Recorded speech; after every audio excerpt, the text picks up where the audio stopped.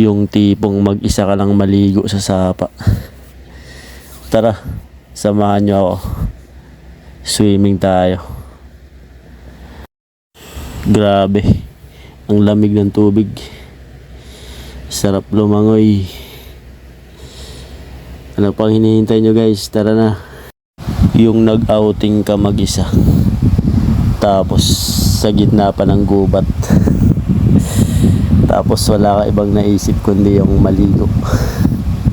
Hi guys, maya maya uuwi na kami. Bali hinintay ko lang yung kapatid ko.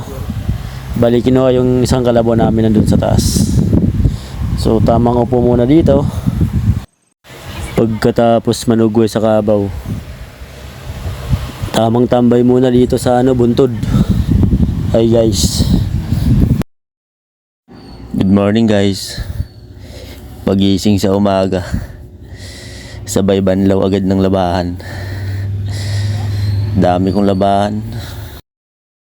Bali nasabunan ko na to kagabi bago ako natulog.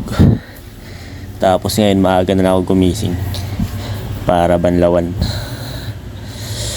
Sa wakas matatapos na rin to. Papasok pa sa work.